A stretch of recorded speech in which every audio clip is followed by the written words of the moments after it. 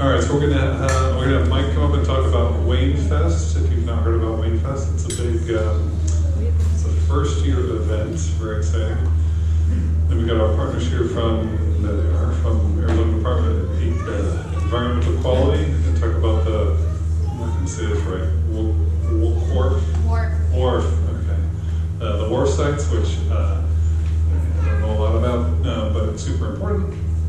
And then I have some information from the North High meeting that recently took place about student drop-offs, so I'll be able to share some of that with you. Unfortunately, they weren't able to make it tonight, so you'll have to listen to me talk a little bit. Before I get into Wayne Fest, I think our rep from Public Works wanted to say a really quick thing.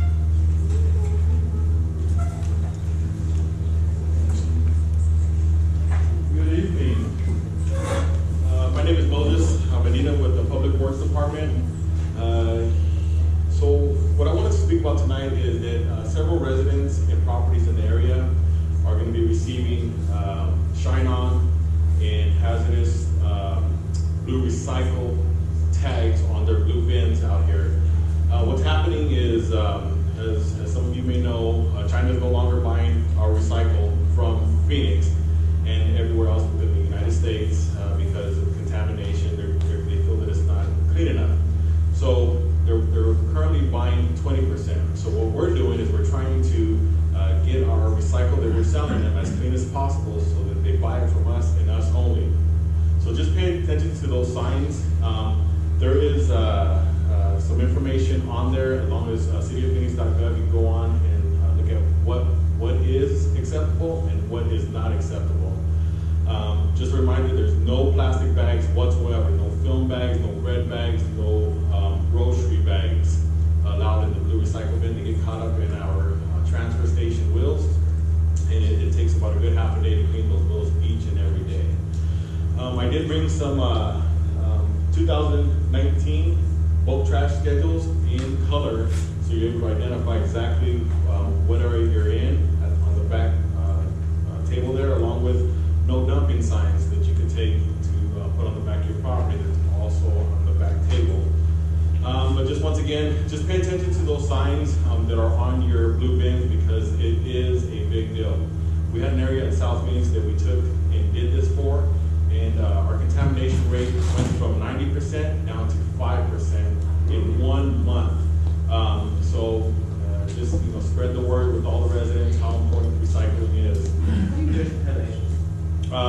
So what we do is we have an idea of what's going in those bins, and we search through those bins and we justify, is there paper, is there cardboard, is there plastic, is there trash, food waste, and that's how we justify the contamination rate. And then what we do is the neighborhoods that are surveyed, when the garbage truck or the recycle truck dumps it at the transfer station, we have a team that sorts through it, and we sort it out literally by hand and put them in piles of what's acceptable, what's not, and then that's the official way that we figure out the contamination rate.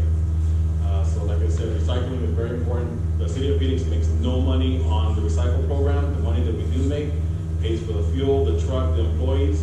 Our landfill, if we did not have recycle, will fill up in 1 year, which is, it runs into the billions of dollars to purchase land to dig a hole and throw trash in, compared to recycling, where it will take 7 years to fill one hole. The trash that we collect in 1 year will fill up the Diamondbacks ballpark 7 times over. So that's a lot of waste that we go through. So we're trying to convert all the recycle that we possibly can. So that's all I have for tonight, but I will be here for the remainder. Yes, ma'am. Do you guys post any pictures of these piles that are good and the piles that are crap? Yes, cityofphoenix.gov, go to Public Works Solid Waste. Anybody in here can sign up to go to the MRF transfer station, which is up north, up in Union Hills area, and you can actually do a tour and see what we do, how they do it. These conveyor belts are state of the art. They use air to separate each and every product, whether it's a can, paper, plastic bag, which we don't want those, but the plastic bags end up flying up into the sky, and they get around our wheels. But yeah, I would suggest to anybody, cityofphoenix.gov, sign up to do the MRF transfer station tour. It's free, and you'll be amazed. Once you go there, you'll never throw anything contaminated into that recycling center again. It's amazing. So, any other questions regarding bulk trash, illegal dumping, any other public work issues? No?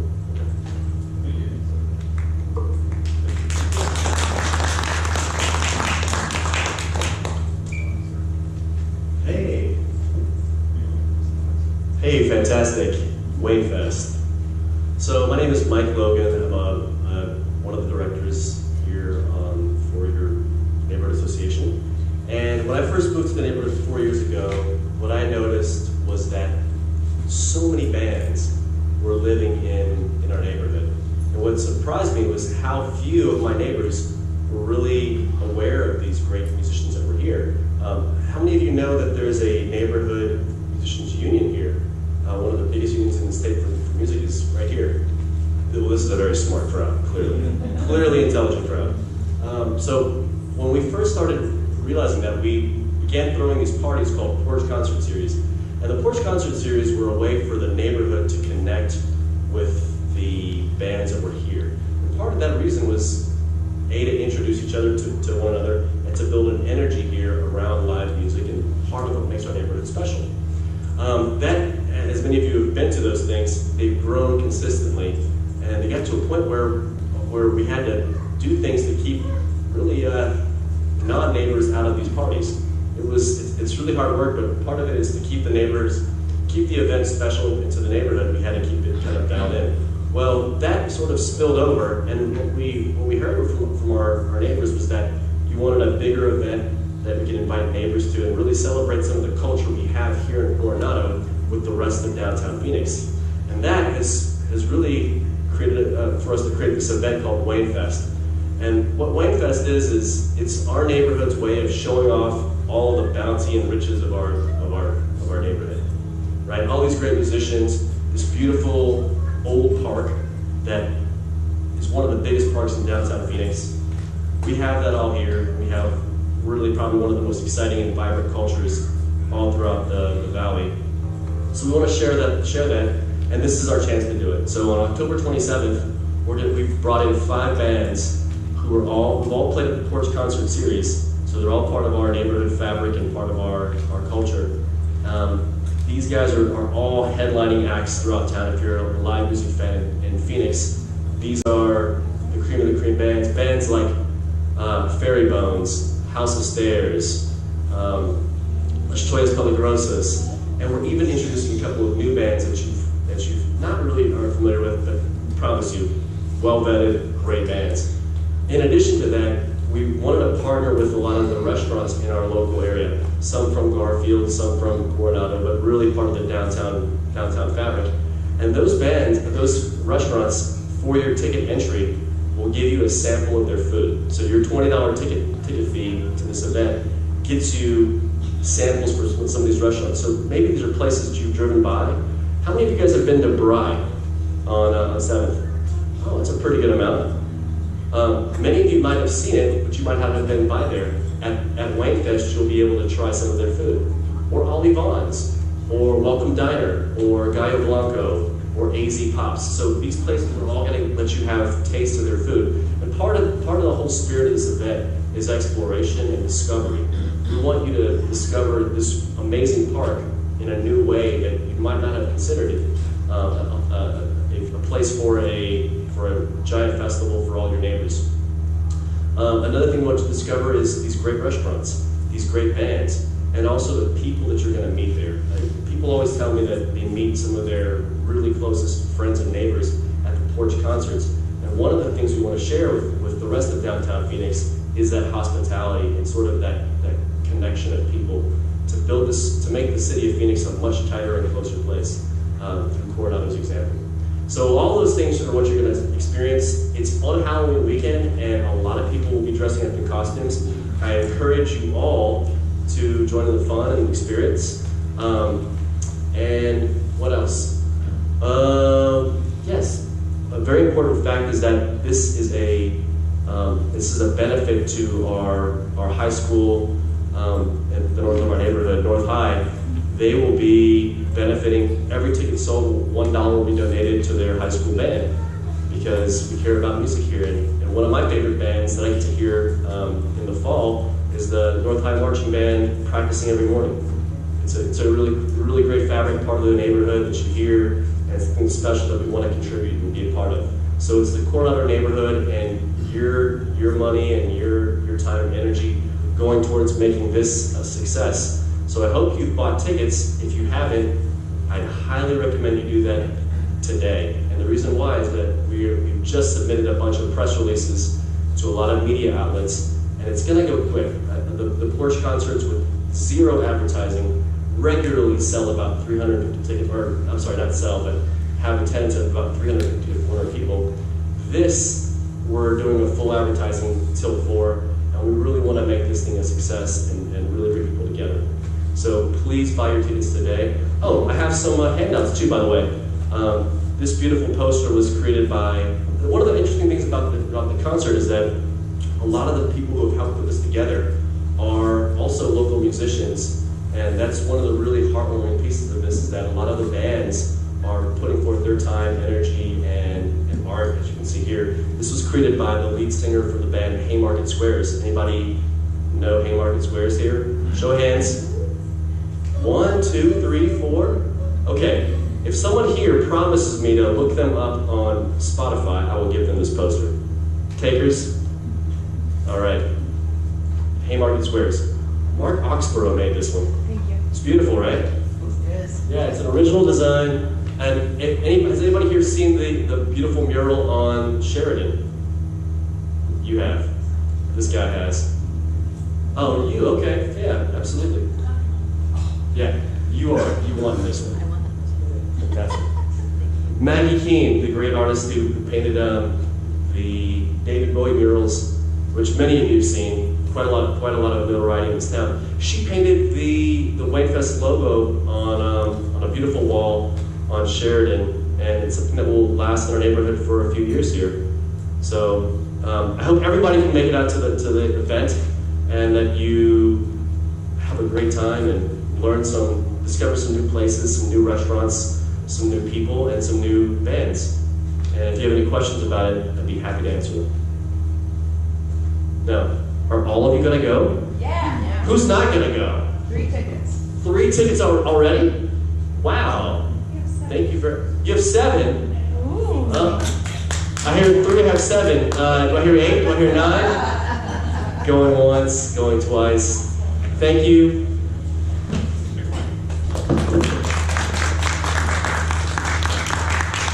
Alright, if I did this right. Alright, Mel and Alyssa, you are up.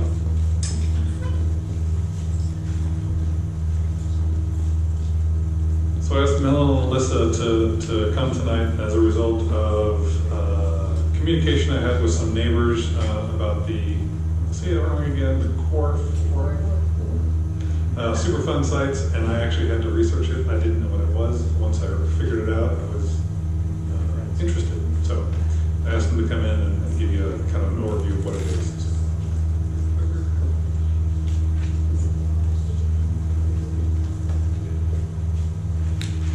Okay, so as he mentioned, we're with the Arizona Department of Environmental Quality, and WARP stands for Water Quality Assurance Revolving Fund, and they're often referred to as state Superfund sites, so they're sites where contamination has been detected.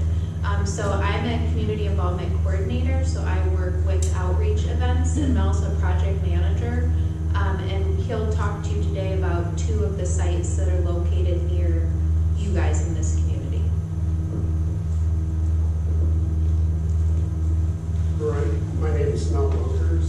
A little bit about me, I've been at AEQ for 16 years, I'm a registered geologist. I've been a hazardous waste enforcement manager, a lot of history at AEQ.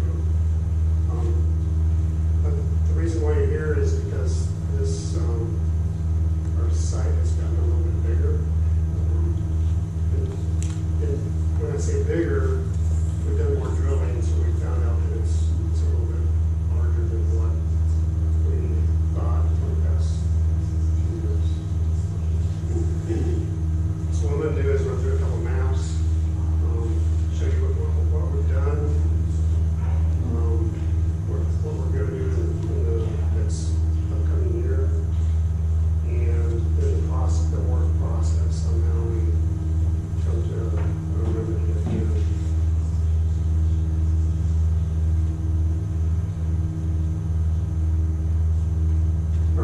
this is the East Central Phoenix wharf site area.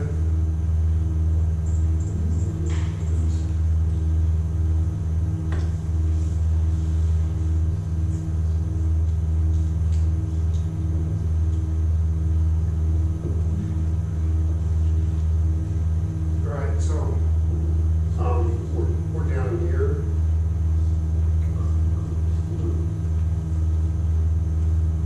There's a couple sites right here. This is it's 40th Street Indian School. We closed that site about a year ago. This one right here is 38th Street Indian School. We closed that this past June. And then we have 48th Street, 40th Street in Osborne, 24th Street, and 32nd Street Indian School. Just to give you a little bit of orientation, there's 51. This is Arcadia High School.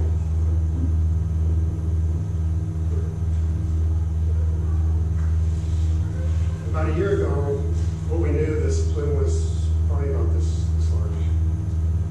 And after a lot of drilling, we found it's about this large, but that's the end of it. And right now, we don't know if it's this wide. We think that it's narrow, like these up here. So this might be an overstatement.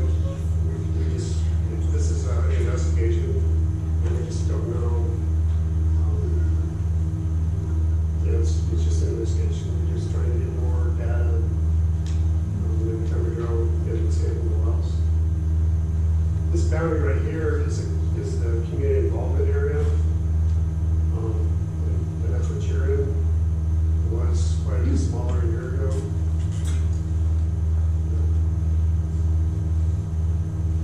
All right, so this is a work process when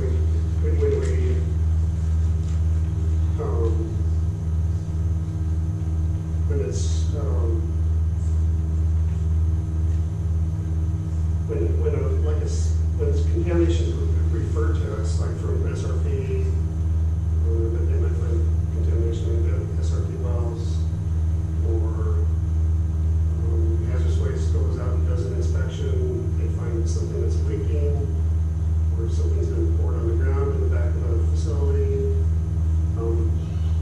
it comes to us. So then we do a preliminary investigation. And after that preliminary investigation, we kind of get a general idea of where the contamination is at after sampling some of the wells. And then it's listed on the site. These sites were listed between 1998 and 2000. There we make the determination whether it needs to be listed on the registry or no further action. And then we look for responsible parties. In this case, all these sites are from dry cleaners. So it's PCE is what dry cleaners use to clean clothes. And that's called tetrachloroethylene. So when we try to determine where it's coming from, then we can do an early response action, or we start working on the remedial investigation, or both of these are happening at the same time. For these sites, we have done the early response action, and right now we're in this remedial investigation phase. So the early response action, we've put systems in. There's two systems by 32nd Street Indian School, and then there's another system by 24th Street House. And those remediation systems, they take the pull the soil vapor out of the soil. So it's like a suction. They run it through carbon, and then the carbon gets shipped off and disposed of. And I know everybody's going to have questions, so at the end I'll just answer questions.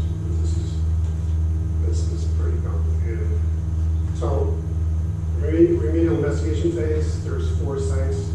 These are the ones where you're at. And then these are the 2 that we just closed in the past year. investigation, think of it as a detective investigation. We're trying to figure out what's happening underground, where it's coming from, who caused the pollution. So right now we're just gathering data. And these two sites, they're going through that whole process. So after the remedial investigation, we have a land and water use study. So that we gather up all the data, we find out, how many people are in the neighborhood, how many, what type of, if there's commercial buildings, apartment buildings, homes, and SRP. SRP, we give SRP and City of Phoenix questionnaires, they fill out those questionnaires, that's included in the land and water use report. So that's more of our data gathering. This right here, that goes along with the land and water use report. And then remedial investigation report is completed. So at this point, we don't have a remedial investigation report for these sites. And I'm hoping that will be done by June 30th for all 4 of these. That's it. After we do this investigation, then we come down to the feasibility study. And that's where we look at different remedial ways that we can clean up groundwater, soil vapor. And many times that phase, if we decide that water's contaminated, then we'll run it through carbon, just like everybody has like a carbon filter on their sink. It's larger. So, like carbon filters are bigger than that piano. And usually on a system there's 3. After this feasibility study, then that's when we decide what we're going to do. So that's a proposed remedial action plan. So that's when we decide what we're going to do, how it's going to be cleaned up, where systems are going to be located. And then after that's done, then there's the record of decision. That's where the final determination is made, where that system's going, how much it's going to cost. And then that's where the implementation of the remedy. And that's when we actually build it. We start digging trenches, installing plumbing, electrical, and we put the system on site. And then here's operation and maintenance. System can run a few years. 2 of these systems have run, one's run about 5 years and one's run about 4 years, and then 24th Street's run 2 years. And we're done. I mean, we've been done. So that's what I'm working on this, this next year. Proving that the systems are done, the things are cleaned up, and that we can move these systems offsite and move them to someplace else in the city. Right. Okay. So, if I understand correctly, you said the remedial investigation report hasn't been done, but will be done in July, June? That's my hope. So what's the time frame between when the report's done and when the thing actually starts to get fixed? A lot of that depends on the money the legislature gives us. Then it depends on the workload of contractors. And then we have so many sites that we have to divide them between all the sites. So, I mean, these were listed at around 2000. Our RIs were done in 2015. So we're talking 15 years for these 2 sites. From the time it was discovered to the time it was cleaned. Yeah, roughly. In the meantime, with Plume, if I understand correctly. These ones that Plume stay where it was at. It's been, didn't listen if you go. The groundwater up here, this is 32nd Street Indian School. That's 55 feet down. Down here where you're at, that's 106 feet down. And then the groundwater direction is this one, you see that arrow. So the groundwater direction underneath us goes towards the southwest. But that Plume continues theoretically to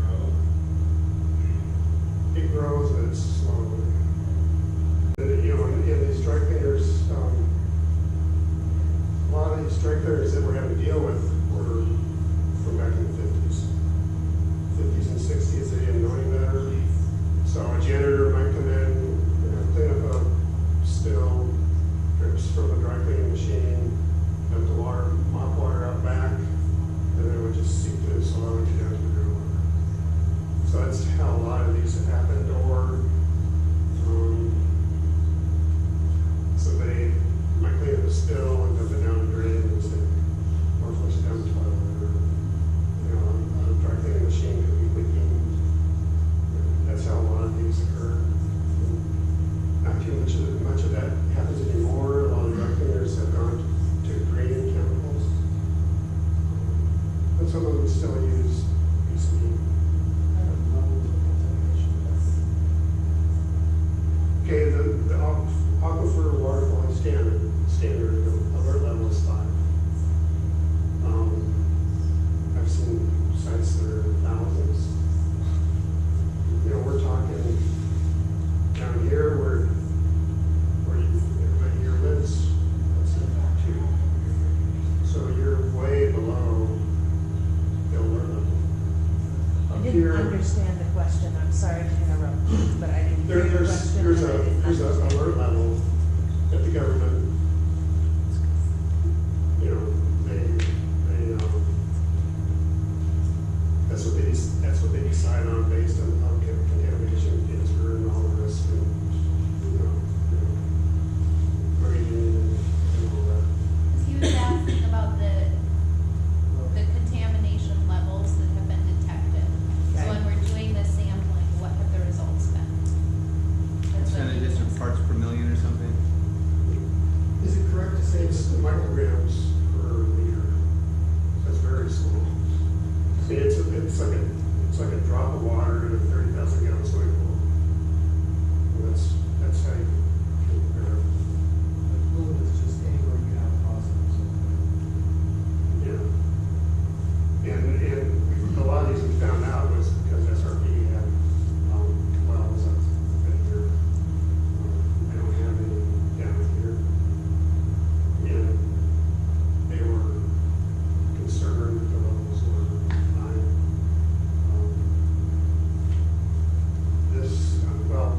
The 38th Street that we closed, that level was 100. It's not that bad. And besides, everybody here gets their water from St. Felix, so you're not drinking any of this water. That was my question. Yeah. What risk does this pose of? It's very low. I mean, I'm a winter, so it's very low. So we have the groundwater, then we have the soil vapor. You'll see that in the next slide. Yeah, that one. All right, so this is what happens. You have a business, and a spill, goes down into the water. And then, it's up in the air. So it goes down to the water, and this is where the highest concentration is at. And then it starts evaporating up through the soil. So that's the soil vapor would be right there. And then you have the groundwater here. So see the clean groundwater, fractured groundwater flows that way. So 32nd Street Indian School would be like right here. You guys are down like right here. So But there's a public school that we can mention that is closer to that, and a lot of the kids from the east side go to that school. What are how are they trying to alleviate all these fumes going inside of the buildings? we did all the testing in 2014 and 15. We did all the indoor air testing in 32nd Street Indian School and 48th Street Indian School. And we did the results, we did confirmation sampling. And then we had Arizona Department of Health Services evaluate our findings. And then they came up with a report. So if anybody's concerned about the indoor air, they can go to the EHS website and look at that report. All PCE, the tetrachloroethylene concentrations were very low. The Arizona Department of Health Services determined that it's not harmful. And most of what we found was from chemicals that people use inside their homes, like air fresheners, the light plug-ins, brake cleaner, carburetor cleaner, all different kinds of people use different types of chemicals inside their homes. Those houses with the red arrows all coming into them, if those people are gardening, you think they're gonna get cancer from their vegetables? Well, not on this site. Right, but the houses right there with the red arrows are coming up, those are symbolic. Well, that would be the the vapors. further ones to the right? This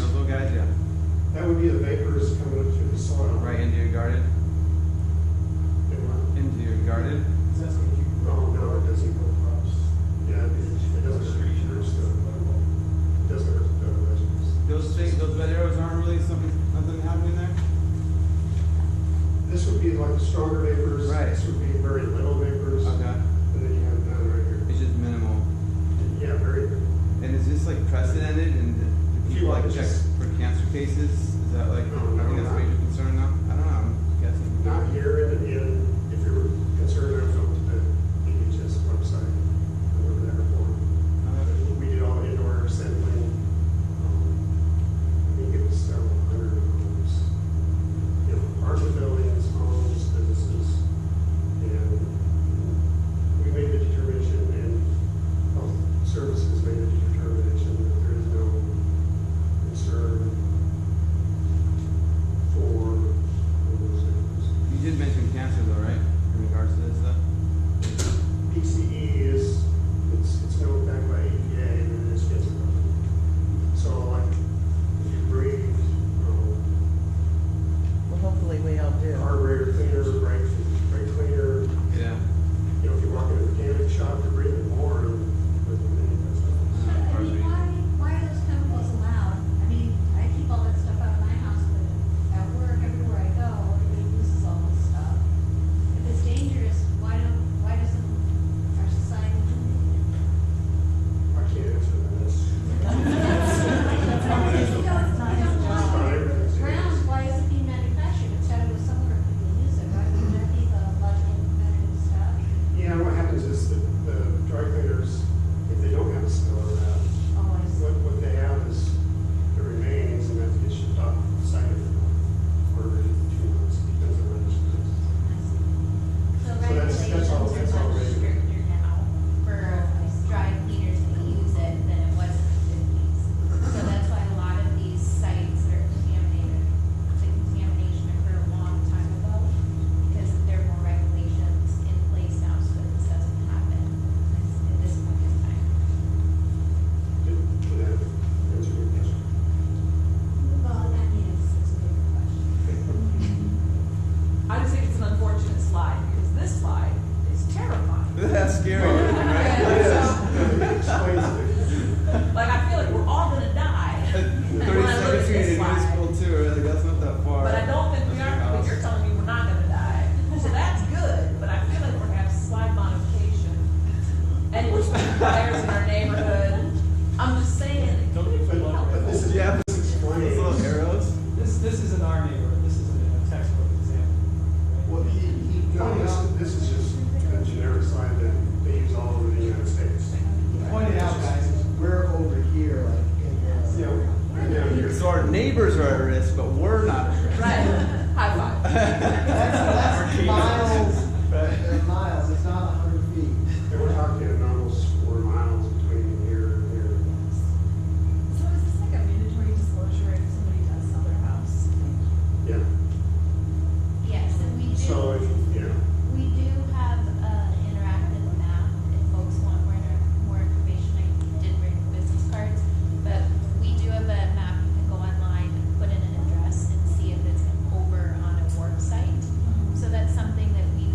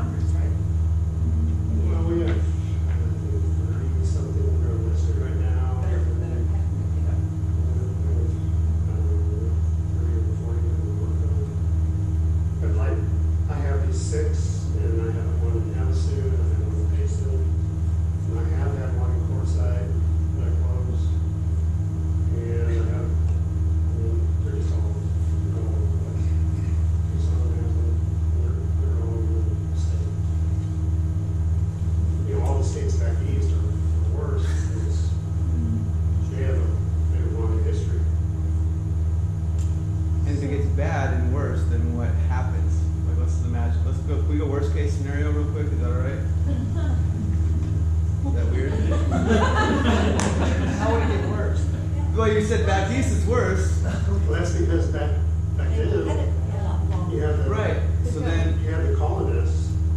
I mean, it's older. We're not doing it now. Yeah, Hatters, don't put mercury in it. But didn't you say that it isn't from, you don't know the whole boundary of it, and it's still flowing in this, 15 years? No, that's not the case. It all depends on what the government gives us to be able to. So each year they give us so much money. And between, I think it was between 2006 and 2009, we can pay how many years we need.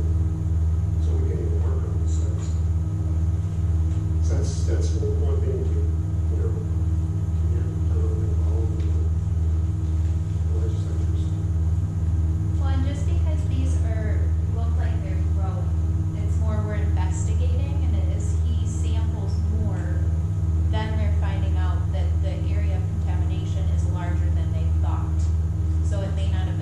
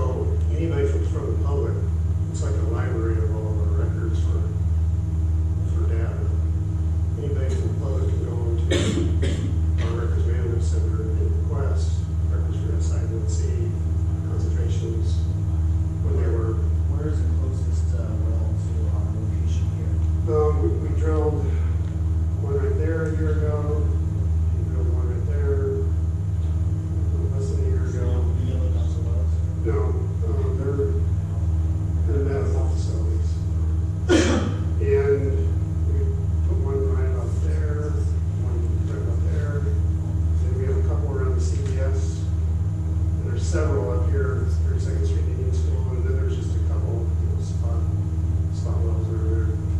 These two, we're getting ready to drill one right between these two. Probably in about 3 weeks. And then we're gonna drill 3 or 4 down in here, just to see how long that one is, because we don't know how long that one will be.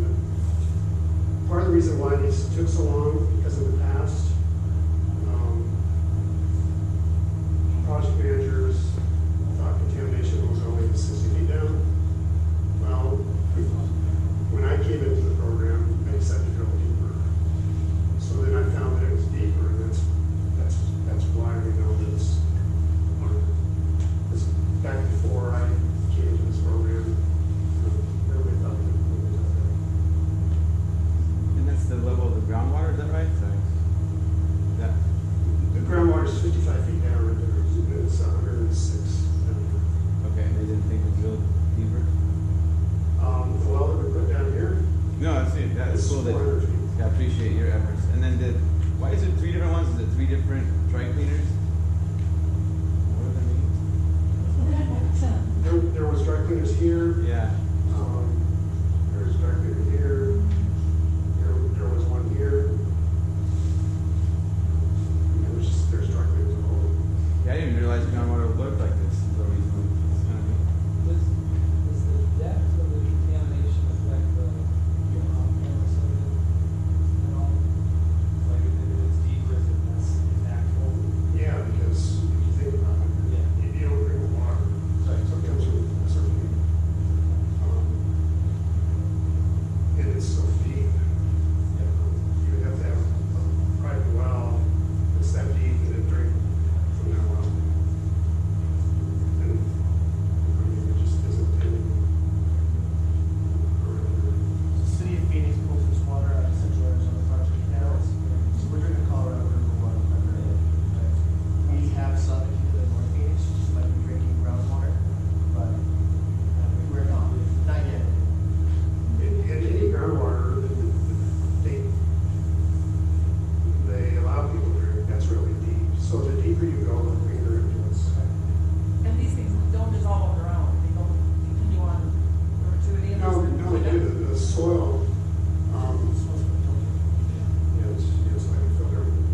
It's called monitored natural attenuation. That means the bugs in the soil and all the biological activity and the chemical activity, they eventually eat it up. So things like remediation systems that we put into play, that'll speed things up. But otherwise, it's naturally dissolving and going away by itself. You only have a few more minutes now. No, we have- I can talk about this all night. For these, maybe for the slides where it's just going into what's happened, you guys, we did a printout so you guys can read it. It just kind of goes What in. is it? There's about 4 minutes probably now. Okay, well, yeah, I'll tell you to stop. So that's 24th Street. 24th and 32nd, they may be connected. That's one thing that we're trying to figure out. We did some drilling with CVS Pharmacy at 24th Street and Thomas. Same there. Go ahead. The RI report's being drafted. Drilling's ongoing. Our contractor is Geosyntec. 24th Street, that's our soil vapor system. We did O&M through 2018. And we did some deep soil borings under CVS. See below screening levels. So that's good. That's how much we've removed of the PCE so far. That's really good. Groundwater sampling, and we installed two groundwater monitoring wells in 2018. That's the system behind CVS. We installed it in 2016. That took us about 3 months to install. All electric, trenching, all the plumbing, wells all the way around CVS. That system went really fast. There's a carbon tank right there, and there's another one behind that gate. So the soil vapors run into that carbon, and that's how we're cleaning up the soil vapor. So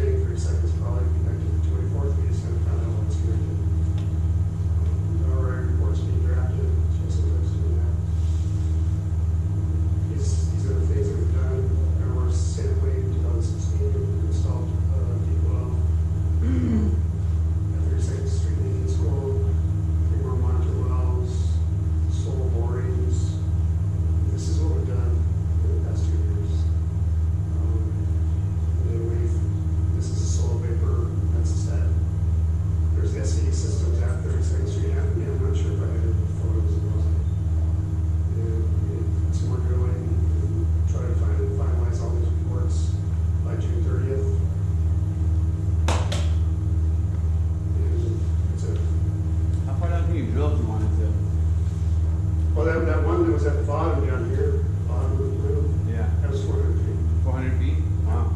Because you can Yeah. go further down and notice that it's not contaminated or whatever. And we're talking probably about, it's around $50,000 to drill 100 feet. So we have to have money to be able to do this. So we should go and see that. Yeah. Huh. Is it state or federal? It's called state. State, okay. So this is a state site, there are federal sites, but these specific sites are state. So you need money for Arizona. Yeah. And then Do you know who our representatives are gonna be next? Well, and then in the same time, there's no looking at potential responsible parties, and there could potentially be cost recovery for those for every work site. So that's, yeah. The money that is paying for this could potentially come from different sources, including responsible parties and then taxpayer dollars. So, yeah, after our investigation, then we figure out who's responsible. And then we go after those responsible for the damage. And sometimes we get money from them, and sometimes we don't. And it varies how much money we get from these businesses that didn't handle it. So I'll just end it, if you guys do want site updates or any information where you can go for, kind of documents on health effects, you can just leave me at the end and I will make sure to get you guys that information. And then go to our website too, because each one of these sites is on our website. There's more detail. We get those. AZDEQ.gov. And you'll see the same maps on that too. Thanks. Thanks, guys.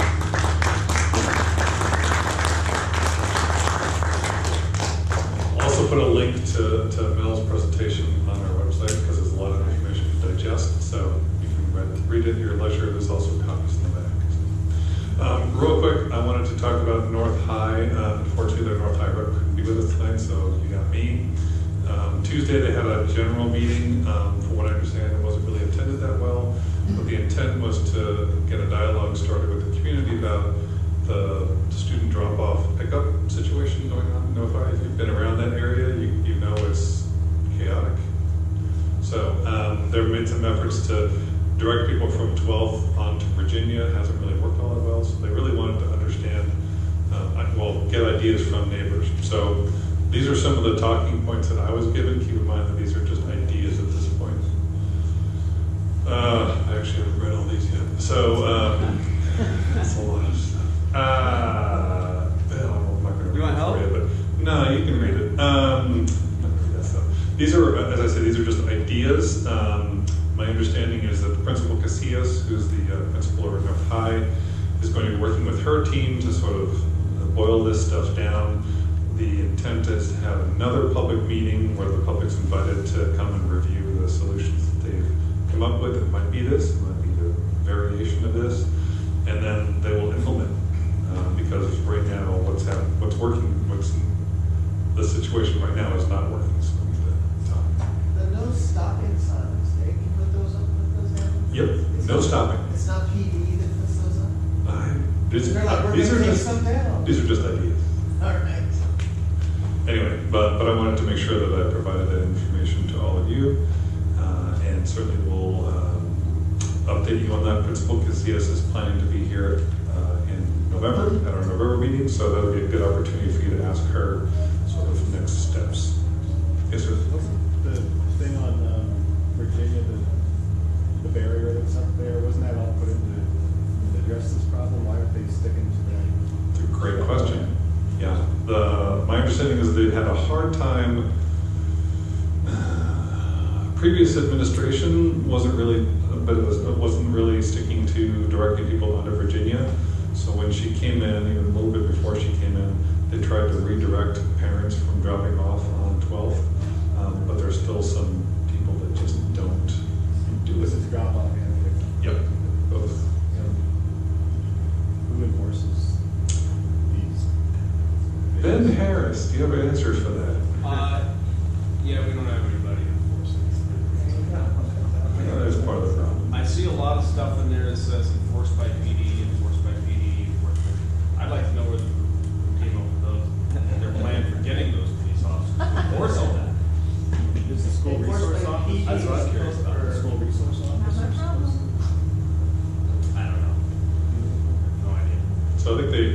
literally just throwing stuff at the wall to see what would stick.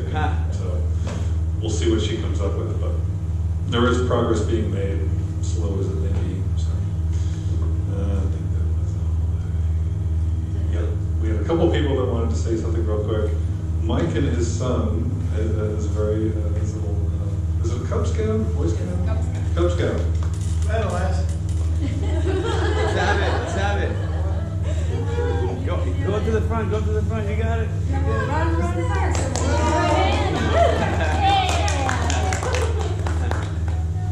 And what are you doing here tonight, Elias? Selling popcorn. What kind of popcorn?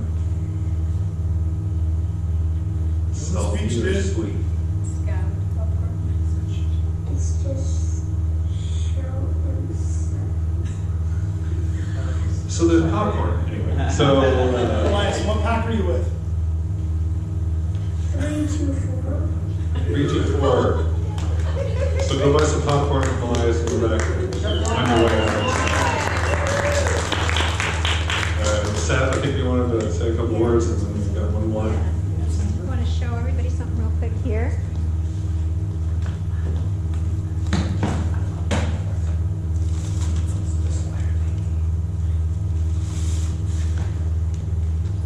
As I mentioned before, we are building a food bank at North High School, or helping to cooperate with them. And so we talked to the people who created the food bank at Camelback High, and what they do is they go around the neighborhood and drop off bags about a week or 2 weeks before Halloween. People put canned goods in there, and then volunteers go around and pick up the food from in front of people's houses on Halloween night. So I thought we'd try it here, but it's very last minute, so I haven't really organized well. So what I was going to ask, and I'll put it on the message board, is if people want to take 10 bags and give them to their neighbors and pick it up from them too, then I'll have volunteers come and pick up from central locations. So if anybody's interested, let me know. Thank you. So you can just fill up that food and you take it to drop off location? No, well, you can, or we're trying to make it really easy, so you put it in front of your house on Halloween night, and then whichever, if you used to give it to 10 of your neighbors. That doesn't sound like a good idea. Halloween night. On Halloween night, that's. Well, Halloween night is Wednesday night, October 31st. Yeah, I mean, that's how we do it in our neighborhood, so if we have feedback from this neighborhood that it isn't gonna work, I mean, to me, it sounded like. We have a lot of Halloweeners. There's like, If they find a bag of food and it's not candy, What time are you thinking, Seth? Well, I think they go around and pick stuff up around 7 or so. it would be high traffic. I think if it was like a couple days before Halloween or a couple days Yeah, after. I hear you, because I wondered about the same thing, and they said, no, this works great, so maybe our neighborhood's different. We have a lot of traffic all over to. Oh, that's right. Sounds interesting though, however. Well, these all say, we have 150 flyers that say October 31st on the left hand. The show must go on, it's Where still are they Halloween in ultimately one. going to go? North High. But I've been collecting stuff with the Sunshine Market. It's just Oh, sorry. So on the 31st, where are they going to go from my house? They go where?